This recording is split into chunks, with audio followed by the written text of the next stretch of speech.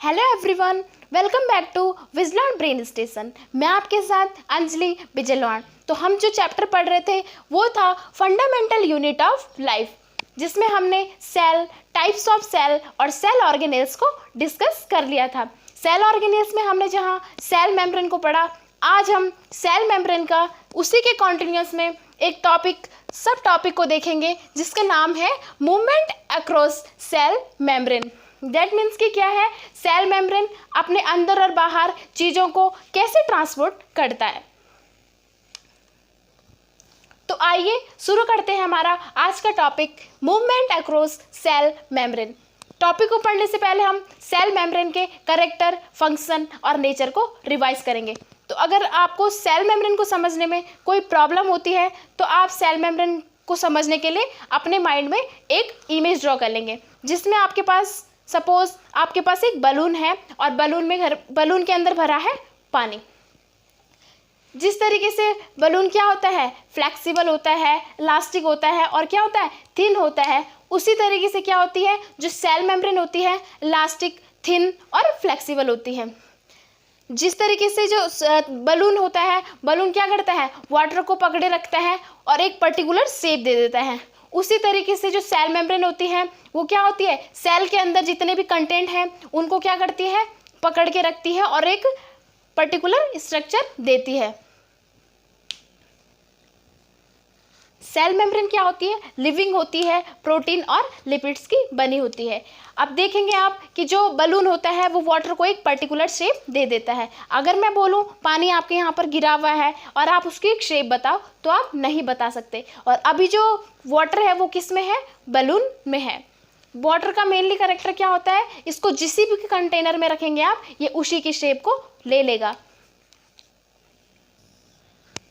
अभी हम बात कर रहे हैं बलून के अंदर रखे हुए वाटर की। तो जब हमारे पास जो वाटर है अभी किसके अंदर है, बलून के अंदर है, तो बलून ने क्या किया हुआ है, वाटर को एक पर्टिकुलर शेप दे रखी है। लेकिन क्या होता है, ये शेप है जो क्योंकि थोड़ी बहुत चेंज हो सकती है। क्यों चेंज हो सकती है, क्योंकि जो बलून होता है वो फ्लेक्सिबल होता है, इलास्टिक होता है। उसी तरीके से क्या होती है, सेल मेम्ब्रेन के अंदर के जो कंटेंट होते हैं वो सेल को एक पर्टिकुलर शेप देते हैं। लेकिन कभी कभी ये सेल की जो शेप और साइज होता है वो चेंज होता है। क्यों होता है, क्योंकि जो सेल भी होती है, सेल मेम्ब्रेन होती है, वो क्या होती है, इलास्टिक होती है, फ्लेक्सिबल होती है। अब हम देखेंगे, अब ये क्लियर तो हो गया कि सेल क्या होती है, फ्लेक्सिबल होती है। और इसी फ्लेक्सिबिलिटी के कारण क्या करती है सेल, जो सेल के बाहर खाने वाली कोई फूड है या फिर कोई मटेरियल है उसको क्या करती है, एनगल्फ कर लेती है। एनगल्फ दैट मीन्स कि क्या करती है, ये कोई भी फूड पार्टिकल या अपने के लिए जो इसके लिए इंपॉर्टेंस इस फूड का है या फिर कोई भी मटेरियल है उसको क्या करती है, ये अब फ्लेक्सिबिलिटी के कारण क्या करती है, सेल के अंदर खींच लेती है। अब हम देखते हैं कि एनगल्फ करने की प्रोसेस क्यों हुई। क्योंकि सेल क्या होती है, जो सेल मेम्ब्रेन होती है वो क्या होती है, फ्लेक्सिबल और इलास्टिक है। नेक्स्ट हमने पढ़ा था कि क्या होता है, सेल मेम्ब्रेन सेल की आउटर मोस्ट कवरिंग होती है, जिसमें क्या होता है, इसके पास बहुत बड़ी सेल की एक रिस्पॉन्सिबिलिटी आ जाती है। क्या आती है कि ये रेगुलेट करती है सेल के अंदर कौन सी चीज़ आएगी और कौन सी जाएगी। क्योंकि जो सेल के अंदर का जो कंटेंट होता है वो बहुत ज़्यादा क्या होता है, सेंसिटिव होता है। सेल के अंदर का कंटेंट बहुत ज़्यादा सेंसिटिव होने के कारण क्या होता है, ये किसी भी कंटेंट को या किसी भी बाहर से आने वाली किसी भी चीज़ को अंदर और बाहर जाने के लिए रेगुलेट करता है। अब इसीलिए सेल मेम्ब्रेन को क्या कहते हैं, सेलेक्टिवली परमिएबल मेम्ब्रेन कहते हैं। दैट मीन्स कि क्या होता है, ये सेलेक्टेड कंटेंट को ही अंदर और बाहर जाने देगी। अब हम सेल मेम्ब्रेन के फंक्शन को जान लिया कि क्या करती हैं, चीज़ें बाहर जाती है और सेलेक्टेड चीज़ें अंदर आती है। लेकिन जो ये प्रोसीजर होता है ये किस वजह से होता है, ये जो प्रोसीजर होता है वो किस वजह से होता है, डिफ्यूज़न के माध्यम से होता है। डिफ्यूज़न एक वो, अब डिफ्यूज़न को हम कैसे समझेंगे, डिफ्यूज़न को समझने के लिए हम बेसिक एग्जांपल लेते हैं और इस एक्सपेरिमेंट को आप क्या कर सकते हैं, घर में भी कर सकते हैं। तो हमें क्या करना है, आधा गिलास पानी लेना है और उसमें क्या करना है, 2 या 3 ड्रॉप क्या डालनी है, इंक की स्याही की डालनी है। अब हमें क्या करना है, उसको छेड़ना नहीं है, हिलाना नहीं है, उसको एक जगह पे रख देना है। थोड़ी देर में हम क्या देखते हैं कि इंक पूरे वाटर के साथ मिक्स हो जाती है। वो क्यों होती है, क्योंकि क्या होता है, जो उसके अंदर मॉलिक्यूल्स होते हैं उनका जो बेसिकली कैरेक्टर होता है उसमें एक टेंडेंसी होती है। उनकी टेंडेंसी क्या होती है, वो हायर कंसंट्रेशन से लो कंसंट्रेशन में जाने की क्या करती है, कोशिश करती है। दैट मीन्स कि यानी कि एक ऐसा रीजन जहाँ पर क्या है, मॉलिक्यूल्स का कंसंट्रेशन और क्वांटिटी बहुत ज़्यादा है, तो वो क्या करते हैं, उस जगह से उन जगहों पर चले जाते हैं जहाँ पर मॉलिक्यूल्स की कंसंट्रेशन और क्वांटिटी कम है, खुद से अपने आप चले जाते हैं। यही वजह है कि क्या होता है, जब हम पानी के गिलास में 2-3 ड्रॉप स्याही की डालेंगे तो वो क्या करता है, खुद से ही अपने आप अपने हाई कंसंट्रेशन से लो कंसंट्रेशन में जाके उसमें मिक्स हो जाती हैं। उसी के बेस पे हमने क्या है, डिफ्यूजन को डेफिनेशन दी है, spontaneous movement of molecule from a region of high concentration to lower concentration. ये क्या है, स्पॉन्टेनियस मूवमेंट है कि जो अपने आप होने वाला मूवमेंट है from a region of high concentration to lower concentration. कौन से रीजन में, जहाँ पर हाई कंसंट्रेशन होती है और वो क्या करता है, वहाँ पे से लोअर कंसंट्रेशन में उसको कन्वर्ट कर देता है। नेक्स्ट देखेंगे कि जो डिफ्यूजन की प्रोसेस है उसको वो कौन कौन शो करते हैं।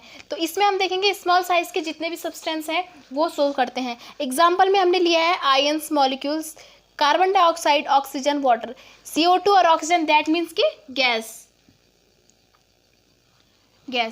तो जितनी भी गैसेस है वो भी क्या करती हैं, डिफ्यूजन को शो करती हैं। अब हम देखेंगे rate of diffusion. Rate of diffusion में जो सबसे ज़्यादा डिफ्यूजन होता है वो किस में होता है, गैसेस फॉर्म में होता है। सबसे अच्छा जो डिफ्यूजन शो करते हैं वो क्या करते हैं, गैस करते हैं, क्योंकि जो गैस के जो मॉलिक्यूल्स होते हैं वो क्या होते हैं, रैंडमली और क्या होते हैं, बहुत ज़्यादा जो इनके बीच में बॉन्ड होता है वीक होता है और ये सेपरेटेड रहते हैं, जिस वजह से क्या करते हैं, ये एक जगह से दूसरी जगह पे क्या बड़ी आसानी से चले जाते हैं। आपने एग्जाम्पल देख सकते हैं, आपने घर में देखा होगा कि अगरबत्ती जलती है तो क्या होता है, हम अगर एक कमरे में अगरबत्ती जला रहे हैं तो बहुत जल्दी से क्या होता है, पूरे कमरे में उसकी खुशबू चारों तरफ फैल जाती है। ये किस वजह से होता है, क्योंकि जो मॉलिक्यूल्स हैं वो मॉलिक्यूल्स एयर और गैसेस के फॉर्म में एयर में फैल रहे हैं। नेक्स्ट हम देखेंगे लिक्विड। तो लिक्विड में जो मॉलिक्यूल्स होते हैं वो क्या करते हैं, गैस के मुकाबले थोड़ा सा स्ट्रांगली बॉन्ड रहते हैं एक दूसरे से, तो ये क्या करते हैं, आसानी से इधर उधर नहीं जा सकते लेकिन फिर भी चले जाते हैं। नेक्स्ट हम देखेंगे सॉलिड। सॉलिड में जो क्या होता है, इसका डेफिनेट शेप होता है। क्यों होता है, क्योंकि जो इसके मॉलिक्यूल्स हैं एक दूसरे से टाइटली स्ट्रांग होकर पैक्ड रहते हैं, जिस वजह से इसमें डिफ्यूजन बहुत कम कंडीशन और बहुत कम होता है। तो रेट ऑफ डिफ्यूजन क्या होगा, सबसे ज़्यादा गैस में होगा, उसके बाद लिक्विड में होगा, उसके बाद क्या होगा, सॉलिड्स में होगा। अब हम नेक्स्ट पॉइंट देखेंगे, due to cellular activities CO2 production takes place.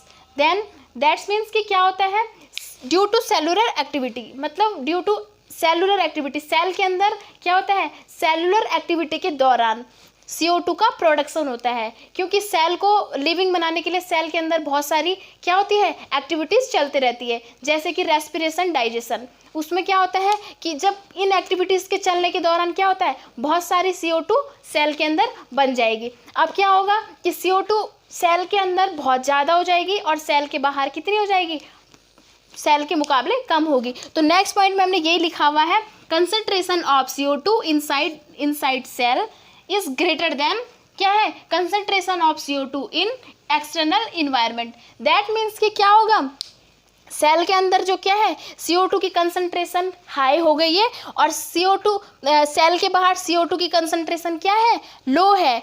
ठीक है, अब क्या होगा, अब इसको क्या करना है, डिफ्यूजन के थ्रू ये क्या करता है, ये जो CO2 है ये बाहर ऑटोमेटिकली चली जाती है। तो क्या होगा, CO2 क्या है, CO2 leaves the cell through diffusion. Diffusion के थ्रू क्या होता है, CO2 सेल से बाहर चली जाती है।